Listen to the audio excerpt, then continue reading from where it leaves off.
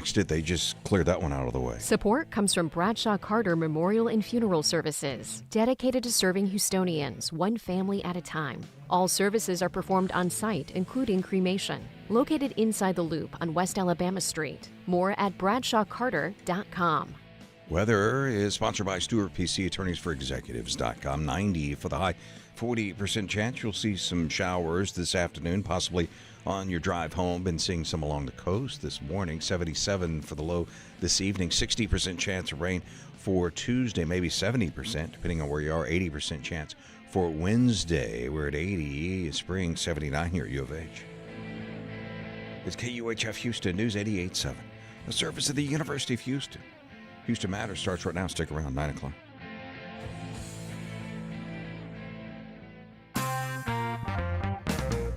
A hotel workers' strike in downtown Houston's now been extended into the middle of next month.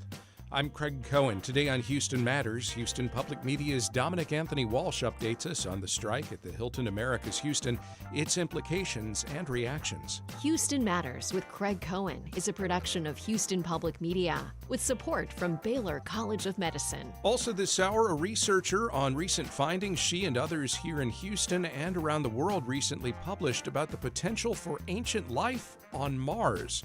Plus, why Consumer Reports wants Microsoft to continue supporting an operating system it's replacing, and other developments in consumer technology with Houston Chronicle columnist Dwight Silverman.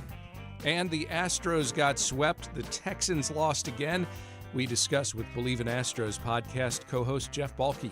We'll start with a news update from NPR and News 88.7. Stay with us. Live from NPR News in Washington, I'm Corva Coleman. As wars rage in Gaza, Sudan, and Ukraine, world leaders are gathering this week at the UN for the annual General Assembly high-level debate. The UN Secretary General is urging diplomats to get serious about promoting peace. NPR's Michelle Kellerman has more. Secretary General Antonio Guterres says he has more than 150 meetings planned with world leaders this week, and he intends to push them to get serious about peace. And this is an opportunity we cannot miss. 1 week offers every possibility for dialogue and mediation. President Trump is expected to speak on Tuesday. The Trump administration has cut funding and pulled out of some UN agencies, but Guterres says the U.S. remains a central player at the UN and has the carrots and sticks needed to help end conflicts. Michelle Kellerman, NPR News. As the UN General Assembly convenes, more nations are recognizing a Palestinian state. Yesterday, Australia, Britain, Canada, and Portugal announced they would do so. France is expected to follow suit this week. Israel has condemned this action. President Trump attended the memorial service yesterday in Arizona for conservative activist Charlie Kirk. The event was part memorial service, but also appeared to be a political rally. During his remarks, Trump said he will make a fresh announcement at the White House later today about a health condition. I think we found an answer to autism. How about that? Autism tomorrow. We're going to be talking in the Oval Office in the White House about autism, how it happens, so we won't let it happen anymore, and how to get at least somewhat better when you have it. Health experts who study autism say it is misleading to reduce the cause of autism to a single factor. Stocks opened mixed this morning as Pfizer announced plans to acquire a smaller drug company. NPR's Scott Horsley reports the Dow Jones Industrial Average fell about 140 points in early trading. Pfizer says it will spend close to $5 billion to acquire the drug development company Metsera. The company is yet to win approval for any of its products, but it has several obesity drugs in the pipeline. Google is facing another antitrust trial this week to decide what to do about its monopoly advertising business. The Justice Department seeking to break up that business, but a similar push directed at Google's search engine business resulted in a court order for less sweeping remedies. Both Pfizer and Google are financial supporters of NPR. The Federal Reserve's newest governor, Stephen Miron, speaks this afternoon to the Economic Club of New York. When the central bank cut its benchmark interest rate by a quarter percentage point last week, Miron cast the lone vote for a deeper cut.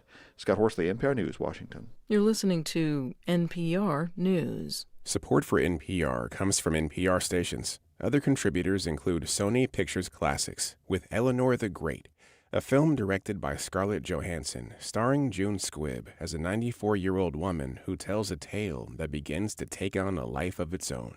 In theaters starting Friday. Live from News 88.7 in Houston, I'm Matt Harrop. The prosecution is expected to rest its case today in the trial for a man accused of shooting and killing a 9-year-old girl 3 years ago. Tony Earls Jr. is charged with manslaughter. He's accused of gunning down 9-year-old Arlene Alvarez after getting robbed at an ATM. Authorities say he fired shots at a car he thought the suspect was driving. However, it was a family inside instead. Alvarez was hit and died. Earls is in court right now, and we'll bring you the latest on the case later today here on News 88.7. Meanwhile, local authorities are looking into why several bodies have been recovered in Houston area bayous recently. Our Tom Perumian joins me live now. Tom, 5 bodies have been found in a week. Is that right? That's right, Matt. 5 bodies. The latest recovery Saturday when a kayaker spotted a body on Buffalo Bayou near Hirsch and Clinton. The week began with UH student Jade McKissick being found in Brays Bayou a few days after she disappeared from L.A. Burgers and Daiquiris on Scott Street near Brays Bayou. Overall, 14 bodies have been found in the last year. The Harris County Medical Examiner reports that the bodies have showed no evidence of foul play so far, and according to Houston police, there is no connection between any of the recovered dead. All right, Tom, thank you. Texas farmers could see a third year of losses despite having a strong harvest. Our Rob Salinas reports that's because some overseas markets are looking for other suppliers. The good news is that many Texas farmers are reporting a strong harvest. The bad news is there's not a strong market for what they're growing because of the global tariff war. Dr. Mark Welsh is an economist with Texas A&M AgriLife. Do we have access to all of the markets that we need, given that we've got a lot of crop, it needs a home? Welsh says overseas buyers are key for Texas farmers. We export 40% of our soybeans, 40% of our wheat, 40% of our rice, 30% of our grain sorghum, 15 to 20% of our corn. Making matters worse is the cost of production has increased because of inflation. Welsh says it's possible many Texas farmers won't make it through another year without federal intervention. I'm Rob Salinas, News 88.7. 79 degrees right now here on the UH campus. We'll get a high of around 90 later today. 40% chance of showers and thunderstorms later today as well. I'm Matt Harrop, News 88.7. This is Houston Matters. I'm Craig Cohen. Good morning. Coming up this hour, a researcher on recent findings about the potential for ancient life on Mars. Also, why Consumer Reports wants Microsoft to take a knee. And Houston Sports Weekend was, the Dynamo won. That's about it. We'll discuss. But first, let's update you on a hotel workers' strike we've been following. Employees at the Hilton Americas-Houston plan to remain on the picket line for at least another 20 days, extending their strike through mid-October as negotiations remain stalled. News 88.7's Dominic Anthony Walsh has been following the strike. He joins us this morning with the latest. Good morning, sir. Good morning, Craig. Workers first went out on strike on Labor Day. What are the key demands that the union, this is Unite Here Local 23, is making? That's right. So the last contract expired on June 30th. It took them about a month to decide to strike. For the new contract, workers are seeking a $23 hourly wage, as well as fair schedules, fair workloads, and respect. That's what they're describing their demands as. And that $23 hourly wage would be up from $16.50, which some workers currently make at the base. What have negotiations been like so far? According to union officials, Hilton counter-offered with a $17.50 hourly wage. That's a $1 increase from the current base rate, followed by incremental increases over time. Union officials say there has been some movement on non-economic items, but have not gone into detail. So on the big demand, management and the union remain far apart. And what led the union then to extend the strike? That's right. I mean, it seems like it was a lack of movement on the hourly wage. They want $23. They've been offered $17.50. That's a big gap. And so that is why it's been extended. In the end, it very much is about the money in this case. It's about the money. So this hotel, we should note, is not actually owned by Hilton. Hilton operates the hotel under a management agreement with the owner, which is Houston First. This is the city's local government corporation for tourism and conventions. What is Houston First saying about this strike? That's right. Houston First, in a statement to us, confirmed that they've been informed and updated about the negotiations. And they said that they expect Hilton to reach an agreement that, quote, balances industry standards, the competitive marketplace, and the need to maintain a strong and dedicated workforce. So obviously a few different factors that they're looking for Hilton to balance, and they have acknowledge being in contact with management about the negotiations. So in contact, but they're not directly involved in those negotiations. They are not at the bargaining table. Have any Houston area elected officials weighed in on this? Yes, they have. I think most notably Councilmember Joaquin Martinez, who serves as a member of the Houston First Board. He supports the union's demand. He's noted that tourism in Houston is up, conventions are up. Worth noting, Houston First's revenue from the hotel in 2025 is coming in over budget by about $1.5 million for a total of about $30 million in the first 7 months of the year. Hilton management expected this year to be another record revenue year. That's how they described it. State officials, local officials have shown up on the picket line, and I think the highest profile elected official would be Senator Bernie Sanders of Vermont. He wrote in a public letter to Hilton management that while the company is, quote, refusing to agree to a fair contract with its workers, Houston's tourism is doing better than ever. What effects have we seen from the strike so far? I mean, any postponement, any events canceled, any economic impacts on not just the workers, but also the hotel or the city at large? Yeah, I mean, so the main thing we've seen is delayed events, including Mayor John Whitmire's State of the City address that would have happened this week, the Harris County Democratic Party's annual gala that would have happened also this week, and City Controller Chris Holland's annual investor conference that was slated for October 1st. When it comes to the economic impact on workers, obviously they're not making their hourly wages, but they do have access to money from the union's strike fund, including hardship payments they can apply for. So the union is taking care of them while they aren't on the job. In terms of the economic impact on the hotel and the city, it's a little early to say. Houston First, like we mentioned, is the city's local government corporation. So a lot of those numbers become public at some point. So at some point, we should be able to see some of the impact, at least on Houston First and the revenue from the hotel. I guess when it comes to big events like conventions and major addresses, things like that, they're big enough that you can't just on a dime, shift them to another location. So right. That's in the case of Controller Chris Hollands, he delayed it indefinitely. There's been other talk of the events being rescheduled for January.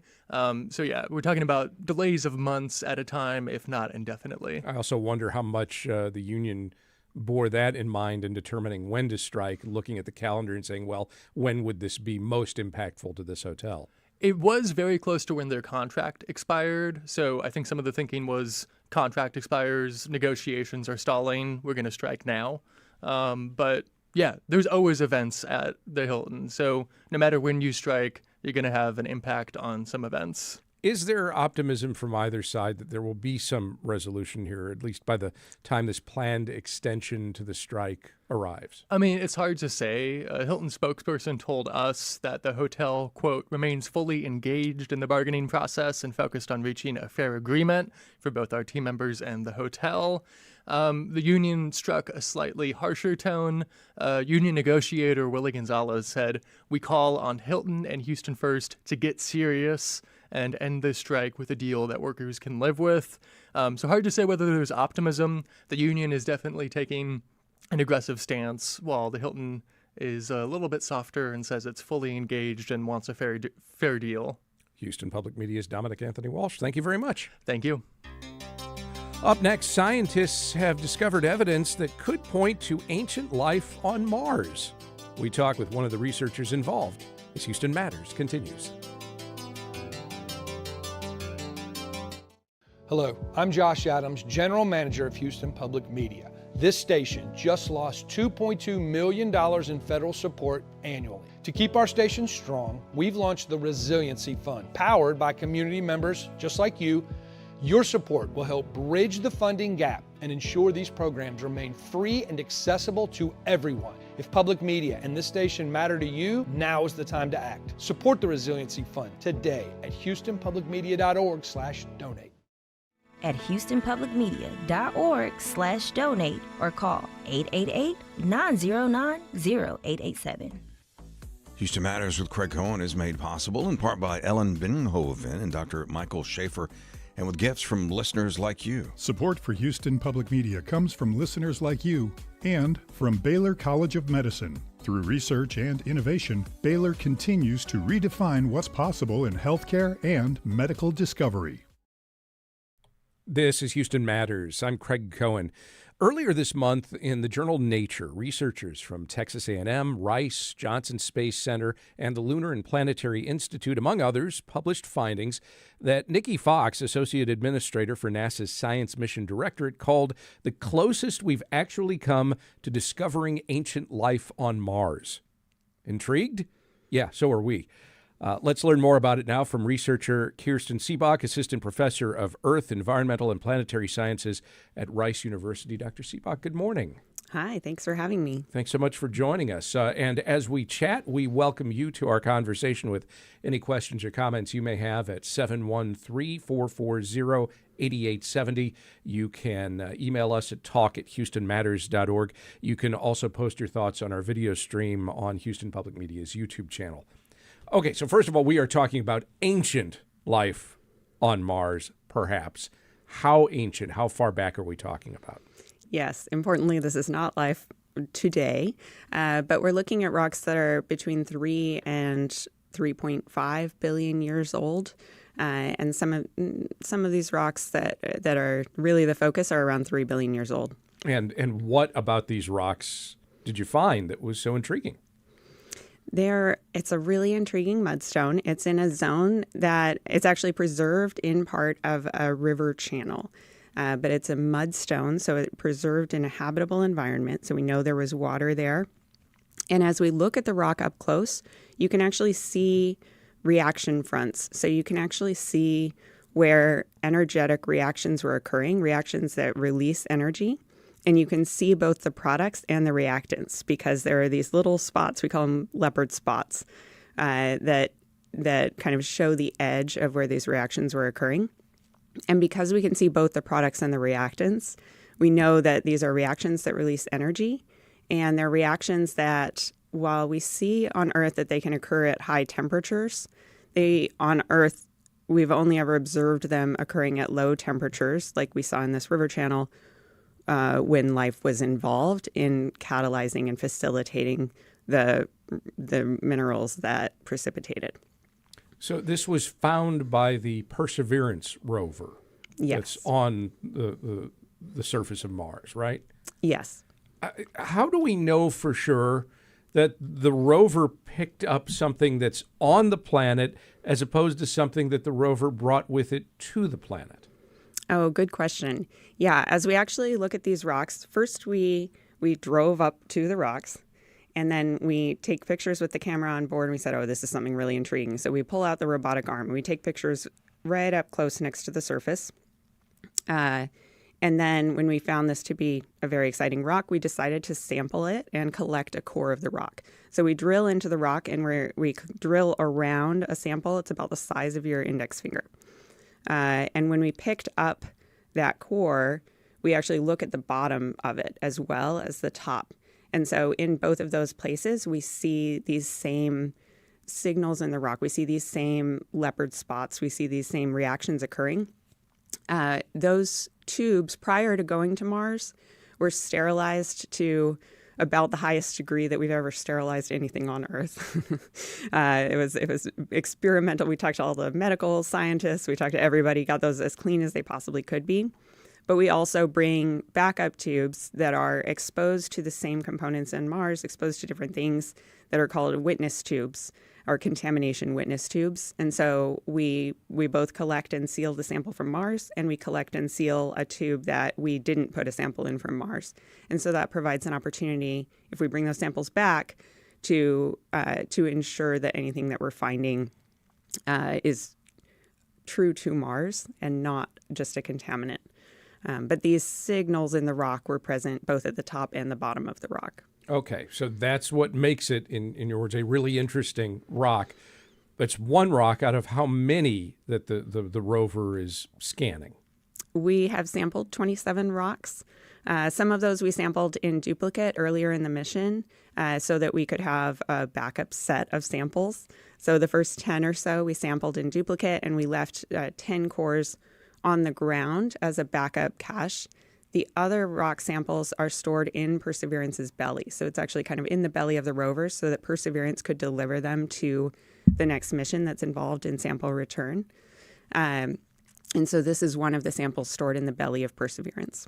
And I guess I'm trying to also get a sense of both the scope and how unusual this particular rock that you all have studied is compared to all the other rocks that are around and on the surface of Mars. What is it, one of those cases where it's like, wow, we found one that's really interesting out of the 27 or so that we've collected?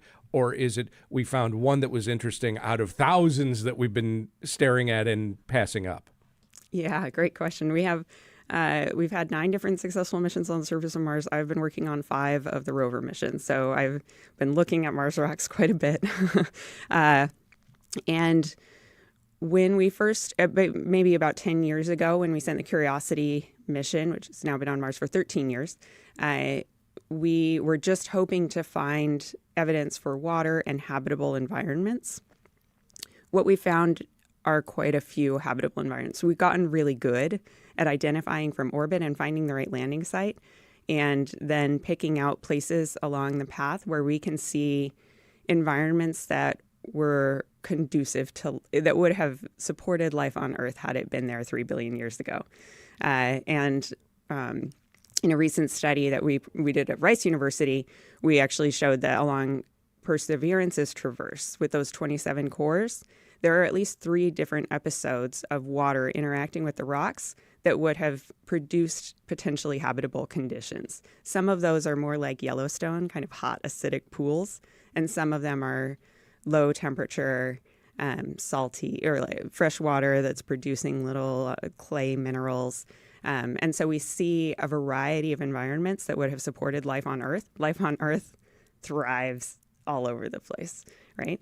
So what was this early life on Mars? If there was life on Mars, what was it like and which environment did it prefer?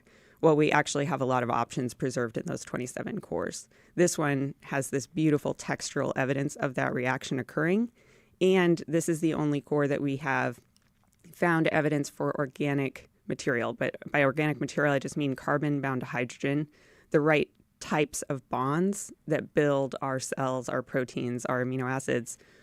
But we don't have the capability on Mars to assess beyond that. So we've got the right carbon bound to hydrogen, bound to oxygen, aromatic rings, but we don't know the particular structure of those organic materials or whether they're biologic or not biologic. So the right elements, the right compounds that you would need for there to be anything at any point billions of years ago that we would characterize in any way as life. That's maybe a long way from little green men, but it's substantial, right? Exactly. And to have that preserved near the surface for 3 billion years, when the Mars surface is subject to a lot of radiation, I think one of the things that's really exciting to me is how beautifully preserved these rocks are. There's a possibility that there's a likelihood that any kind of specific life-relevant compounds have degraded over time in that radiation environment. However, this preservation is beyond anything that we would ever see on Earth for 3 billion-year-old rocks. In fact, we compare to 10,000-year-old rocks sometimes on Earth. But these are just beautifully preserved records of that ancient time period and it's right around when life evolved on Earth. I mean, that's a really exciting time for kind of the origin of life on Earth. To be able to understand what was happening environmentally and potentially biologically at that time is something really exciting even for our own planet. This is Houston Matters. I'm Craig Cohen. We're talking with Dr. Kirsten Siebach, Assistant Professor of Earth, Environmental, and Planetary Sciences at Rice University. She is one of many Houston area researchers who, along with colleagues around the world, recently published findings that demonstrate what a NASA administrator termed the closest we've actually come to discovering ancient life on Mars.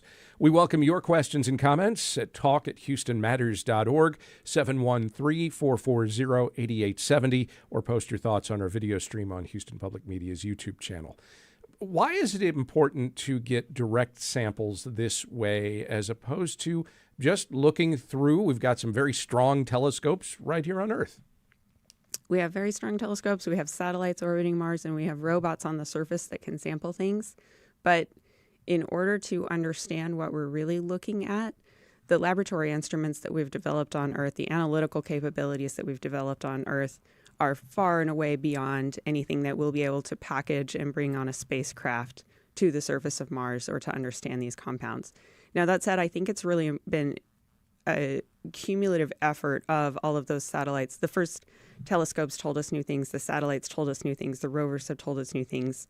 This is the point where we have been able to focus our energy and actually find this type of evidence on the surface of Mars. I think it took that whole collection of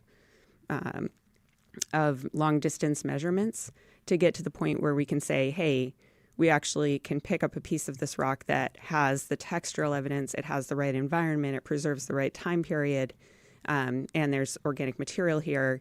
At this point, to answer the next questions, we need that analytical capability of instruments on Earth to understand what was there, what the isotopic signatures are like, get into the details of really understanding whether this is evidence for past life. Well, even before we get there, we're talking about an effort that has already involved a lot of different organizations, a lot of different research groups.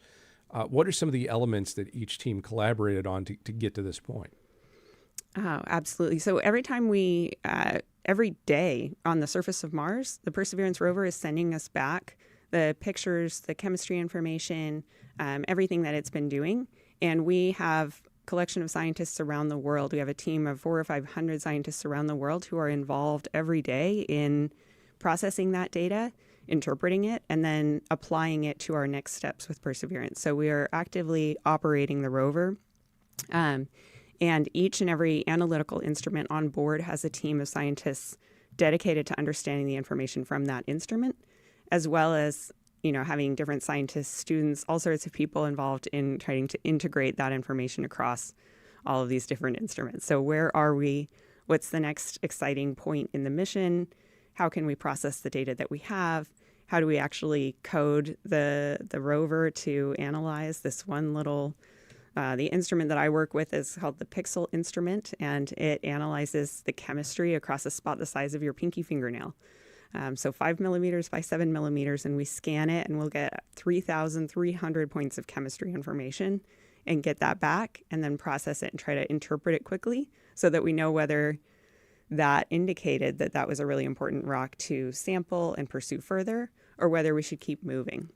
So we're on a tight timeline, and we have a whole lot of different really cool analytical instruments, and we're all kind of working together to make sure that all of that data is quickly processed and then more carefully processed and shared with the public. So the timing of this interview, the timing of this press release coincides with the conclusion of peer review on the article where we explain all of the information that we have about this sample with potential biosignature. You described how the efforts that this mission has been going through to make sure not to contaminate the individual samples that are collected.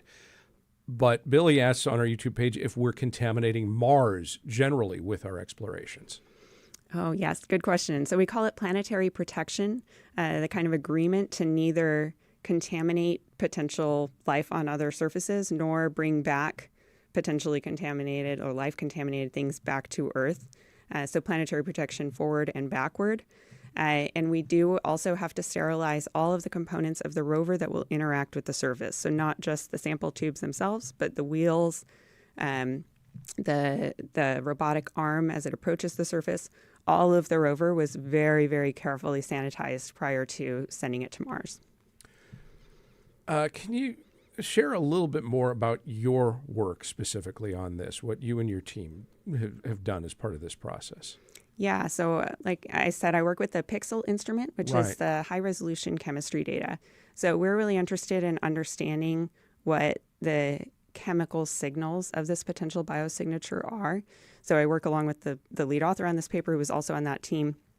And we're focused on interpreting what the chemistry shows us about what potential minerals there are. Because if we know what minerals there are, we know we can go look at the thermodynamics of those minerals and places on Earth where they exist and understand the conditions under which they form.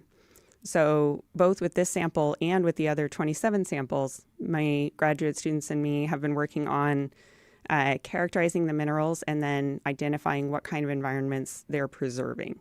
And so, the side paper that we put out was really recognizing the presence of habitable environments for all of these samples and all of the different episodes of water that would have produced different minerals based on tracking those minerals when they form. Oh, this one represents this pH, this kind of water.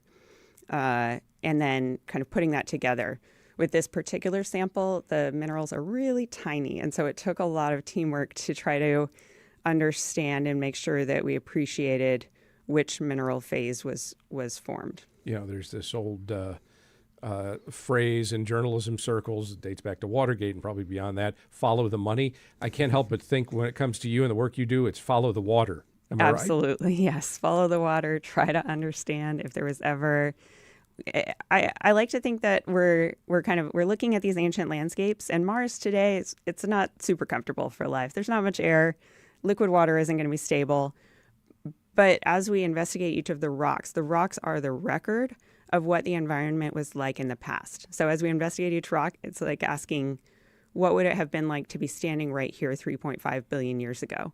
And seeing, a sand dune blowing in front of us and then visualizing, okay, that got buried and this is the water that cemented it. And that's a lot of what we're trying to reconstruct with every observation. And I guess that means more research on Mars and I suppose on other planets. This has to be encouraging for even in planetary environments where we think, it's doubtful there's much of anything there. This has got to be a reinforcement that, hey, you drill down, you start to find a lot of stuff. Absolutely. It's just so exciting. And I think as we look out to other planets and other missions, one of the ones that's really exciting is Dragonfly, which is going to go to Titan, which is a moon of Saturn. And it's one of the only places where we actually see these environments active today. So there are rivers, there are sand dunes, and we're going to go investigate those. And just trying to expand your mind to imagine what's it like if the river is made of ethane? What's the like if your river is natural gas, your sand dunes are, your grains of rock are actually frozen water ice. As you kind of try to understand what those environments would be like, it forces you to ask novel questions about the environments that we observe here on Earth. And so one thing that I think is really important is that as we do this planetary exploration, as we do this planetary science, as we see these environments preserved on Mars, it always forces us to ask the question of, oh, did I ask that question right on Earth? Did I understand that from Earth observations? And most of the time we have to go to someplace on Earth to understand better what it is that we're observing on Mars, because I don't have the opportunity to just hop over and go to my field site on Mars. So instead I'll go to Iceland and try to understand how the right type of volcanic rocks get spread through the rivers there. And I think of in Texas, we've got our "this ain't my first rodeo" phrase. When we've been looking at Earth, we've been able to look all around Earth, but it's always been our only planet and our only set of planetary conditions. And so getting to look at Mars and appreciate the environments there, or look at Titan and appreciate those, we get to bring that back to Earth and say, oh, I have a different set of questions now. Researcher Dr. Kirsten Siebach is an assistant professor of Earth, Environmental, and Planetary Sciences at Rice University. Dr. Siebach, thank you very much. Thank you. Just ahead, why Consumer Reports wants Microsoft to take a knee for a bit. That and other developments in consumer technology as Houston Matters continues. With federal support gone, Houston Public Media needs a stronger foundation for the future. The Houston Public Media Resiliency Fund is our response to ensure this service remains strong, stable, and community-powered. Your gift today helps us stay on the air tomorrow and the day after that. Give now to the Resiliency Fund at houstonpublicmedia.org/donate or call 800-364-8300.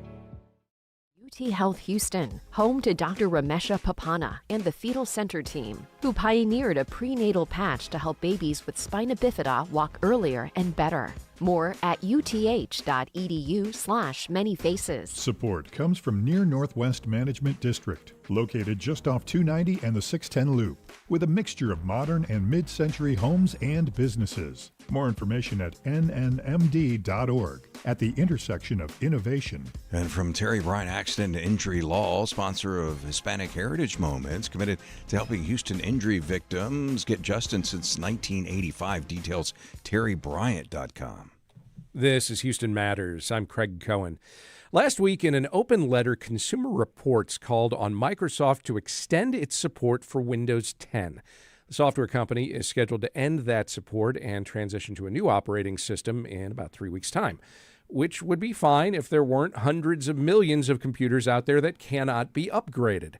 Let's discuss that and some other developments in consumer technology now, as we do on the fourth Monday of each month, with Houston Chronicle columnist Dwight Silverman. Hi, Dwight. Good morning. As we chat, if you have questions or comments about the software and gadgetry that you use in your life, from laptops and desktops to phones and tablets and beyond, you can call or text us at 713-440-8870. You can email us at talk@houstonmatters.org. You can also, of course, comment on our video stream on Houston Public Media's YouTube channel. Why is Microsoft phasing out Windows 10? Let's start there. So Microsoft has like a roadmap for all of its software and its operating systems. Traditionally, I think it started with Windows 2000. They give them a 10-year lifespan. Windows 10 was launched in 2015, so we're coming up on the 10 years. And they try to be pretty hardcore about that because maintaining an older operating system takes a lot of resources that could be used to develop other software. So the difference with Windows 10 in this case and Windows 11, that its successor, is that Windows 11 has more stringent hardware requirements. For example, it requires a 64-bit processor, and most computers sold in the last decade really have had that, but not all. It also requires a particular security chip called a TPM 2.0 module. And this allows for more security on the hardware. And Windows 10 doesn't support it. So the problem is that traditionally, Microsoft has tried to make each operating system work on older hardware. They work really hard at that because one of the selling points of Windows is backwards compatibility. But they're throwing that out the window with Windows 10 and Windows 11. So there are right now about 46%, depending on which entity is estimating it, 46% of Windows machines are still running Windows 10. 200 million to 400 million of those can't upgrade. They fall in that category where they simply don't have the hardware capabilities. That's a lot of people. And so Consumer Reports, along with other consumer advocacy groups, is now saying Microsoft needs to delay this. October 14th is when it ends, is when the support ends. And what that means is that there won't be any more security updates or patches or fixes unless you pay $30 for a year's worth, and then you only get that reprieve. You can also do some other things like, for some reason, backing up your settings in Windows Backup will let you give you that. So, but you still have to jump through hoops to extend it. Consumer Reports wants Microsoft to make all of the patches they're developing, because they're going to continue to make patches for enterprise customers, available to consumers for free. That's what they want because of the unique situation here. I wrote about this last week, and what's interesting is Microsoft has been silent, crickets, on the demand from, at least when I last checked, on the demand from Consumer Reports. But this is a big deal because while your computer won't stop working on October 14th, what'll happen is it won't get any more security fixes, which means over time it will become more vulnerable to malware. And Windows is a huge target for malware, and to have 200 to 400 million machines out there, that would be a heck of a botnet, right? If all of them were to get infected. Is that also a risk to people who do have the most modern hardware? I mean, I'm thinking in terms of just the fact that there are so many out there that would be exposed to malware. Does that affect the rest of us? Yes, because as more machines become infected, they try to infect other machines. So it's essentially bad for the entire ecosystem. The other thing is that if people decide, okay, I'm going to get a new machine, which is kind of the only fix for that if your machine can't be upgraded, that creates a huge amount of e-waste because the machines can't run Windows 10. They could run Linux. You could install Linux on them if you wanted to, but they can't run Windows 10 without it being, potentially compromised. So, you won't see anything right away, but you'll see more and more security patches go by that you can't use, and the software developers that use your apps and so forth, they will cease to support Windows 10. So slowly the apps that you do use may not work or may break. So it's a bad situation all around. How do you know if the laptop or desktop that you own will or will not be compatible with Windows 11? Microsoft has been nagging the heck out of Windows 10 users.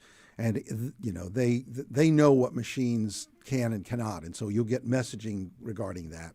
But also there's a tool you can you can Google for Microsoft Windows 11 compatibility checker.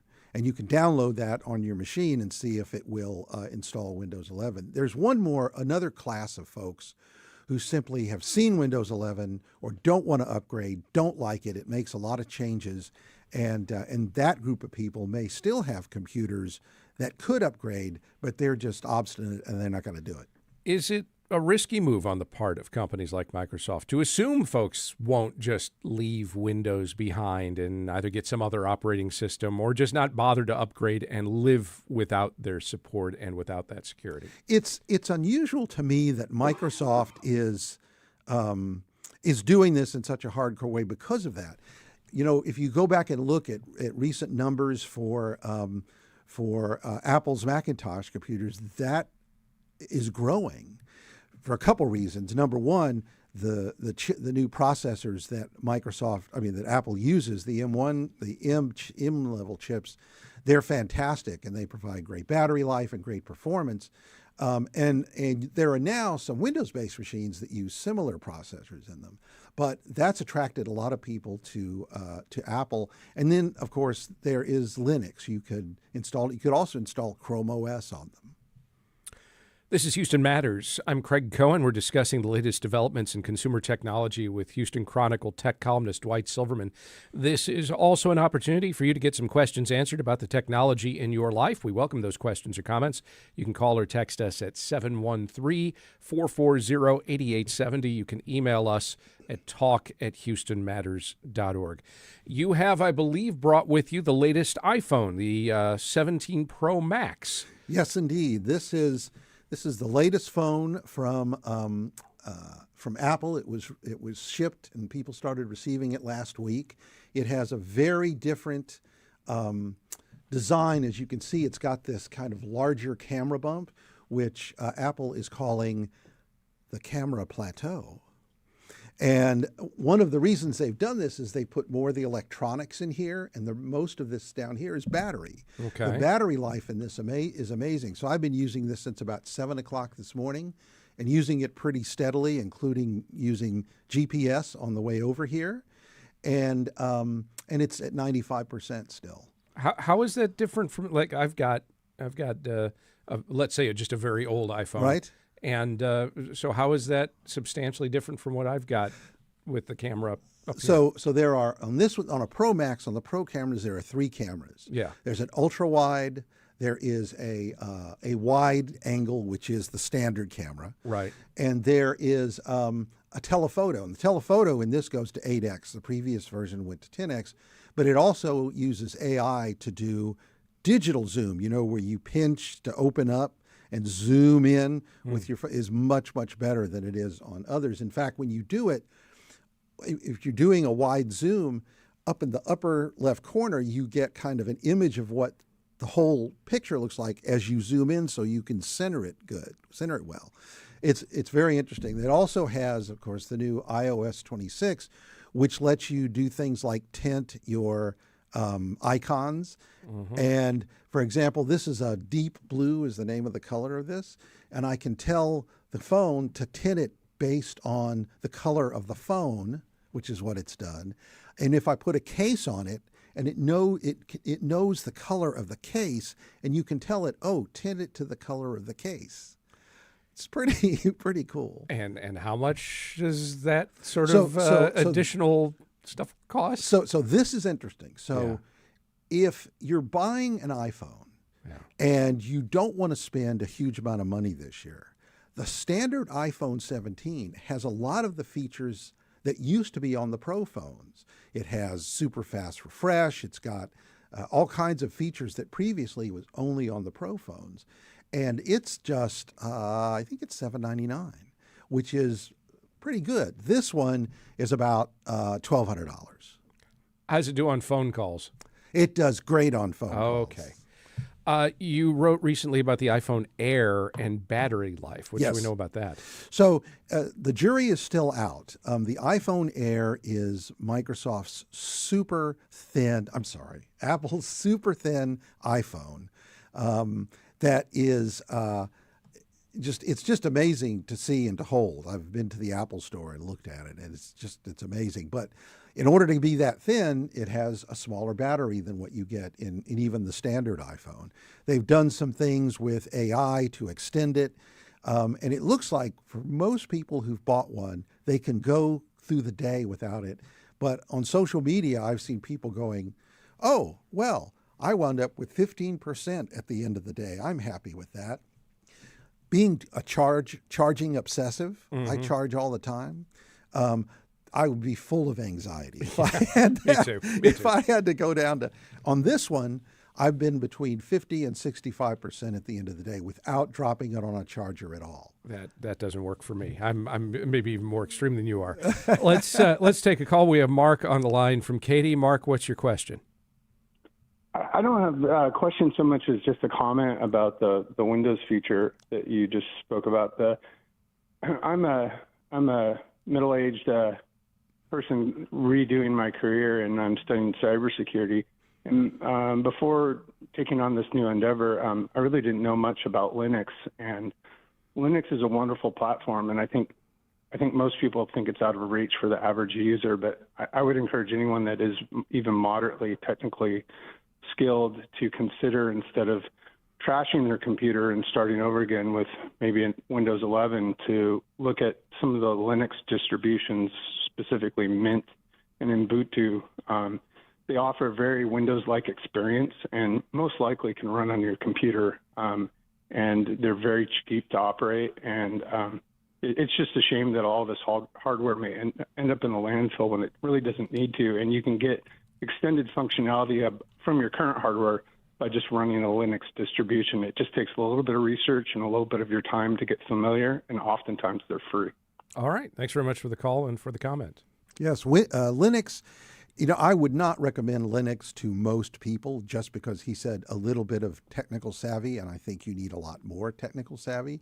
If you don't know what the term mounting the boot disk means, you're not going to want to try to do this. And certainly if you want to try and you know that you are willing to replace your computer, before you do that, research it, give it a shot. Particularly I would back up that Windows computer first. Yeah. But I have some Windows virtual machines running on my Mac, and they are much friendlier than they used to be. But if you are coming from a place where you're familiar with specific apps and you are familiar with the way your computer works, it's going to be a challenge. Jeff asks, can I extend Windows 10 life by using a virus protection software? you can do that. It certainly will protect you from it. The problem is, I mentioned earlier that a lot of software developers are ending support for Windows 10 or will soon, and your antivirus developer may be one of those. It's an opportunity for people like Norton and other makers of Malwarebytes, other makers of antivirus and anti-malware software, for them to kind of extend what they're doing into with this situation. But there is the risk that they too will move on and quit supporting Windows 10. Dwight Silverman writes a column on consumer technology for the Houston Chronicle. He joins us each month to discuss tech trends. Dwight, thank you very much. Thank you, Craig. And still to come, the Astros get swept and legitimately now could miss the playoffs. Meantime, the Texans lost again and are 0-3 on a quickly disconcerting season. We'll talk about it as Houston Matters continues. With federal funding cuts, Houston Public Media has lost $2.2 million annually. In response, we have launched the Resiliency Fund, an urgent initiative to protect the programs and services you rely on. That includes PBS Kids, that provides free educational programming to children and families across Greater Houston. Your support of the Resiliency Fund helps keep this vital service accessible to our community. Give now at houstonpublicmedia.org/donate. Radio. Freakonomics, Mondays at 9 p.m. on News 88.7. Kevin Coolish and Beverly McPhail proudly support Houston Public Media, where facts matter and every voice counts. Because honest journalism and informed debate are vital to a vibrant democracy. Support comes from Alley Theater, presenting The Da Vinci Code. Symbologist Robert Langdon and cryptologist Sophie Noveau race to solve a puzzle that could change history. September 19th through October 19th. Tickets at alleytheater.org/code. After getting swept this weekend by the Seattle Mariners, the Houston Astros now enter the final week of the regular season, 3 games behind the M's in the AL West and in a tie for the last American League wildcard spot with the Cleveland Guardians. This is with 6 games to go. Let's discuss the Astros' fate now with Bleav in Astros podcast co-host Jeff Balke. Hi, Jeff. Good morning, Craig. The Stros swept the Texas Rangers last week, but then entered a weekend series against one of the hottest teams in baseball in recent weeks, and the Mariners rolled right over them. Were you surprised by the sweep? Disappointed, not surprised. I think what was really surprising about this weekend is just how much more dominant the Mariners pitching is. We knew coming in that the Astros have struggled offensively, but I thought that at minimum the Astros pitching would be able to hold them down. But, and Hunter Brown did a decent job. He gave up 2 runs over 5 innings. And honestly, their bullpen was stellar. The Astros gave up, I think their entire relief corps gave up 3 runs for the entire series. But, Framber Valdez is still bad Framber at the moment. And then you have Jason Alexander, who's been outstanding since he's been here, gives up 7 runs in the second inning yesterday. That was where I think really what surprised me. I thought it would be a little bit closer just simply because of the pitching. The Astros scored 7 total runs. 4 of them came on 1 hit from Jeremy Pena, a grand slam in game 2. So, yeah, it was just the anemic offense. But the more surprising really to me was how bad the starting pitching performed. Anemic offense. I thought we were talking about the Astros, not the Texans, but we'll get to that. Could the Astros, in fact, miss the playoffs for the first time in 9 years? Yeah, and honestly, I think it's probably now more likely than less likely. I mean, the Astros finished the season with 6 games on the road.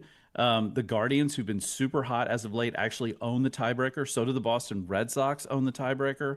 These are the teams that are basically vying for that final and third playoff spot. And so, yeah, I think especially with the way the Astros have been playing as of late, and you combine that with how well the Guardians have been playing as of late, as well as the Red Sox, I think it's probably more likely that the Astros miss the postseason than it is that they make it.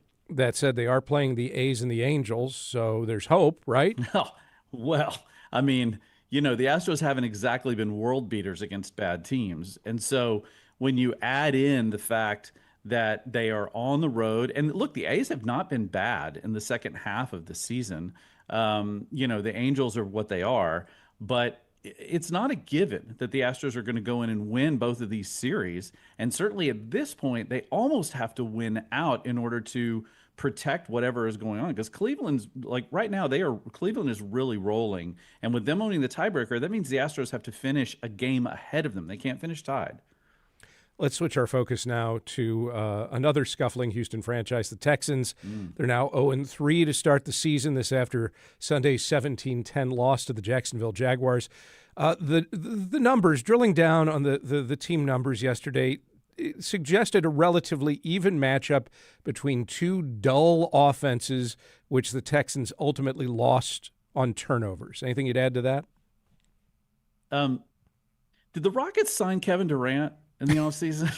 because the Rockets season is coming up. I'm just thinking out loud for most Houston sports fans that perhaps they might want to consider an alternative. The Dynamo one. The Dynamo one. Okay. Hey, the Dynamo one. Listen, there's lots of. I mean, is field hockey season happening yet? I'm just saying. The truth of the matter is the Texans are an unbelievably bad offensive team right now. They are in certainly kind of every aspect. Defensively, this is still a very good team, not quite elite yet, as we kind of hope they would be. But offensively, they're awful. And, you can really look at the bizarre and awkward play calling. You can look at the fact that the offensive line is still allowing way too much pressure on C.J. Stroud. You can look at the fact that C.J. Stroud hasn't been particularly accurate this season, and the complete and utter lack of any kind of running game. I've said it after every game this season. I've tweeted it out. It's a good thing that the Texans prioritize the offensive line in the offseason because, I mean, it's just to me, it looks like the same team as last year, only worse. That's what's so shocking. And it's like 4/5 different personnel, but the same results on the offensive line. Once again, you've got a left tackle that's not protecting their quarterback. Right. That's a big problem. And you've got a coach in D'Amico Ryans who I really like, and I think is a very good coach, but who comes out and says, we're close. We're still close. You're not close.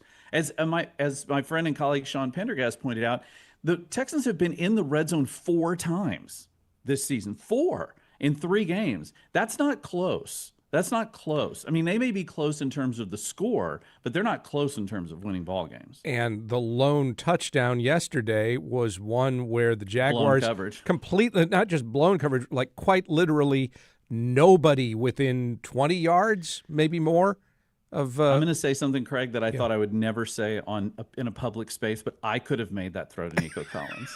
And I've got a bad shoulder right now. Let me just say that is how open Nico Collins was. All right. What's more likely, the Astros surging in this final week and retaking the division, or the Texans turning their season around and making the playoffs? I'd have to go with the Astros. I mean, listen, the Astros have been unpredictable this year. Look, at the beginning of the season, I thought this was going to be a transitional year for the Astros. It turns out it kind of has been, even though with all of the massive number of injuries they've made. Look, in the end, if the Astros missed the postseason, this was still a positive season for them, given all of the problems they've had. The Texans, on the other hand, are kind of a train wreck right out of the gate. And I'm just not seeing any place on the schedule other than the Titans next week, who are just as awful as the Texans, if not worse. There's not a bunch of teams they're going to be playing that they're going to be matched up against, and you say, oh, yeah, the Texans can win that one. I mark down notes when I'm watching Texans games. I know I'm going to be talking with you the next day, and I marked down yesterday, I kid you not, I typed out, do the Texans ... suck? ? That's where we are. I think when you look at it yesterday, here's the thing. Yesterday, they were still quite good defensively. They were terrible on offense. They were also terrible on special teams. I mean, I don't know who broke Tommy Townsend between like game 2 and game 3. This guy's a Pro Bowl punter, and he's kicking the ball 25 yards. So many gaffes, so many mistakes. Again, the massive number of penalties that they just seem to incur week after week after week, including multiple pre-snap penalties. And by the way, you mentioned the left tackle not being able to protect him. I feel terrible for Ursary, this rookie who's playing there.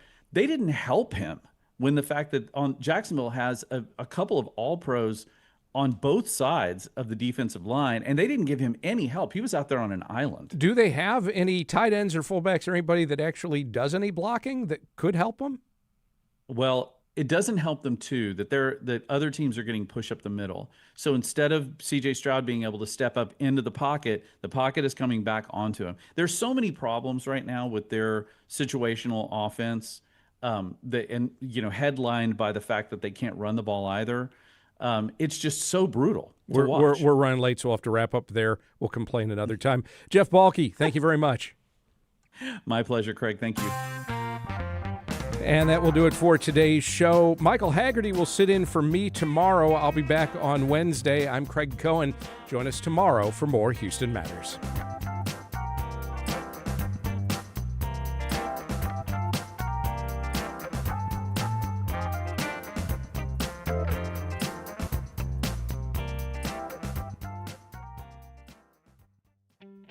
Support comes from Central Market's Passport Germany, featuring a store-wide celebration of German food, such as Cambazola cheese, handmade sausages,